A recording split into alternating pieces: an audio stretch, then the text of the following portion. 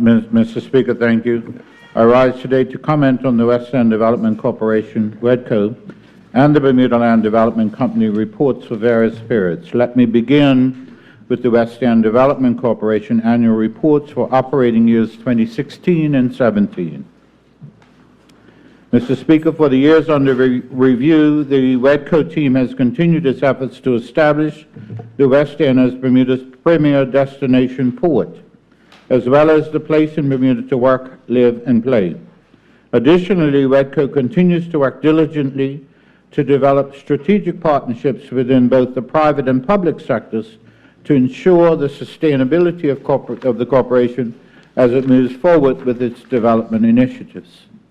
The year 2015-16 was an extremely busy one for the corporation, with major investment and restoration projects undertaken following Hurricanes Faye and Gonzalo.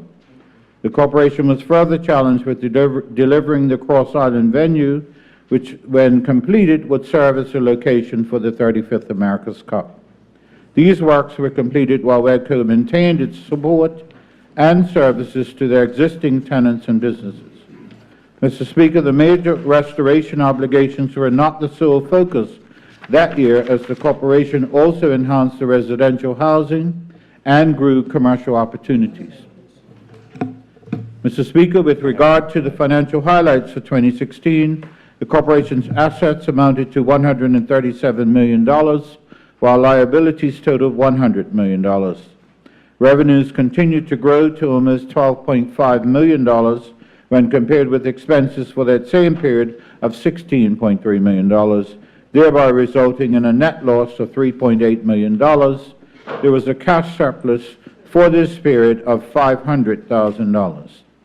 Mr. Speaker, accomplishments include a 6% increase in revenue, a 2% retail growth despite the economic downturn, expansion of new retail shops, renovations to the Prince Alfred Terrace residences, completion of hurricane damage repair works, an extensive program to involve small contractors to complete many of the hurricane repairs and restoration projects.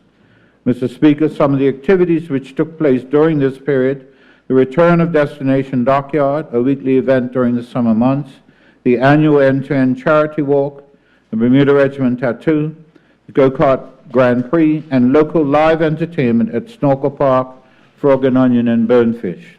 Mr. Speaker, I will now move on to the annual report for the following year, 2016-17, which continued in high gear with preparations for hosting the America's Cup. Extensive capital investment for the restoration and upgrades to critical infrastructure and many historic buildings. The financial report for 2017 reveals WEDCO assets of $111.3 million and liabilities of $70.6 million.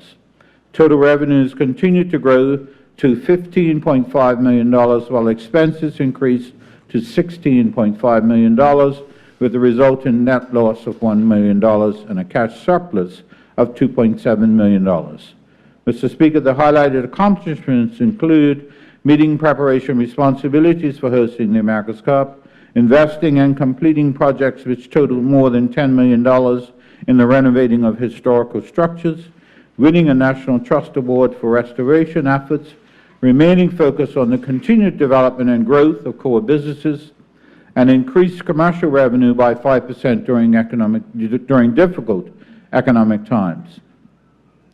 Mr. Speaker, I would now like to move to the reports of the Bermuda Land Development Company Limited, BLDC. Motion.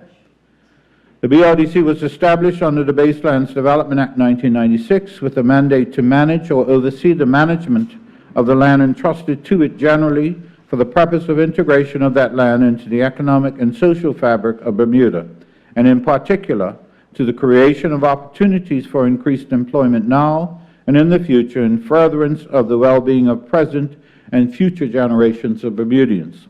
Mr. Speaker, in accordance with Section 16 of the Act, 1, the company shall prepare in respect of each financial year financial statements in proper form, which shall be audited by the Auditor General.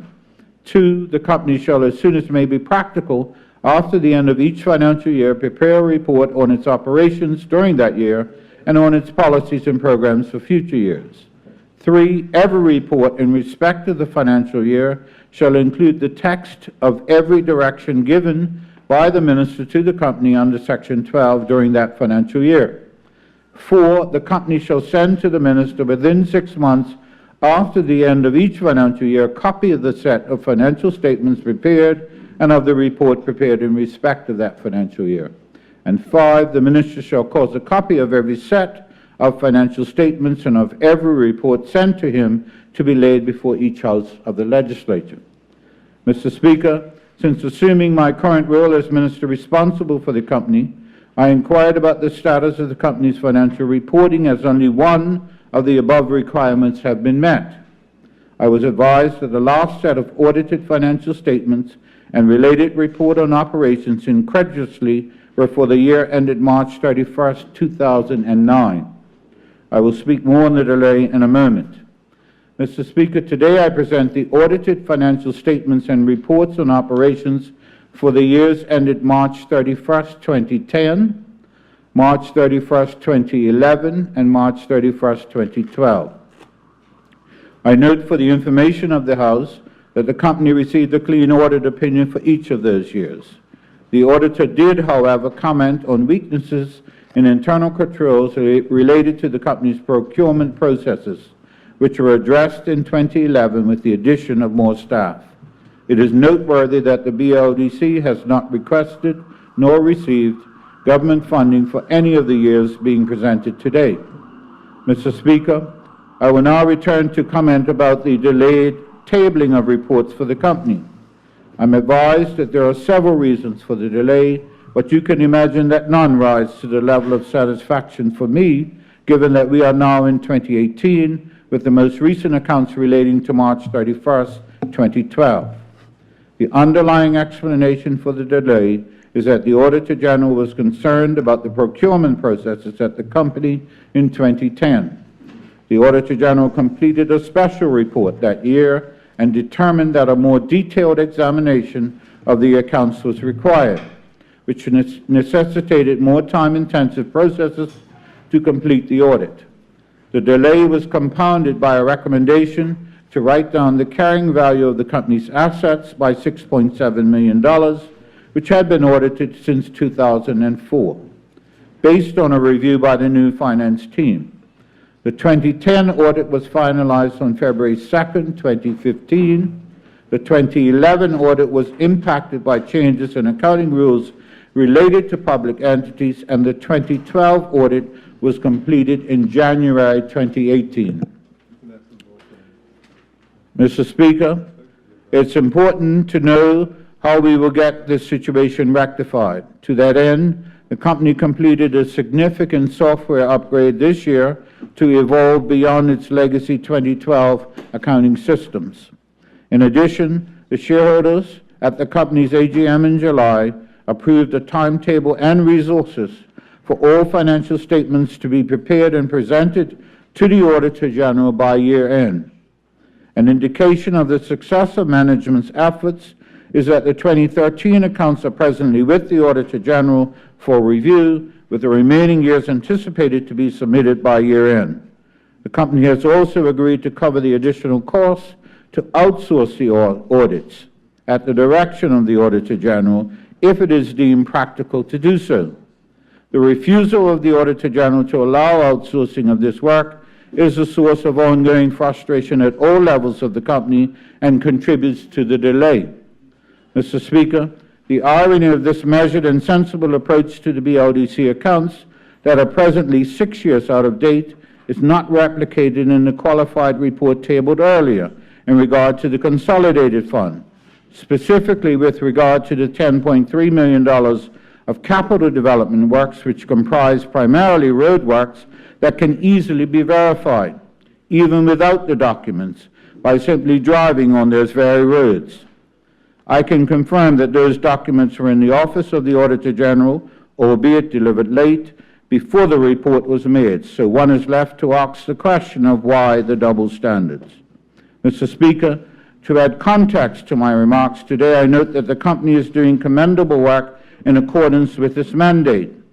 A request for qualifications for a new cargo port and energy plant at Ships Wharf in St. Davis was issued in March of this year. Significant improvements have been made to the potable water supply and treatment of wastewater at Southside. The annual National Heroes Parade has been hosted there since 2016. Bathrooms at Clearwater Beach have been completely renovated. New parking has been constructed at Turtle Bay. Daniels Head was reopened to concessionaires and the general public in 2017, while seeking a long-term developer for the site. Of note, Mr. Speaker, the shareholders decided earlier this year to withdraw Daniels Head from further development consideration at this time.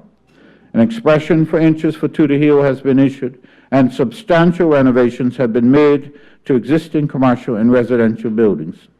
Mr. Speaker, in addition to improving the financial management of the company, the Board has been focused on significant improvements in governance. In that regard, they have consistently approved an annual operating and capital budget, business plan, and strategy as required by the Act. Following the recent announcement that certain of the operational roles at BLDC and BHC would be combined, as originally recommended in the 2003 report on untangling Bermuda's clangers and further endorsed by the SAGE Commission, we anticipate further efficiencies. Mr. Speaker, I'd like to thank the Board and Board management and staffs at both REDCO and BLDC for all their hard work over the reporting periods. Thank you, Mr. Speaker.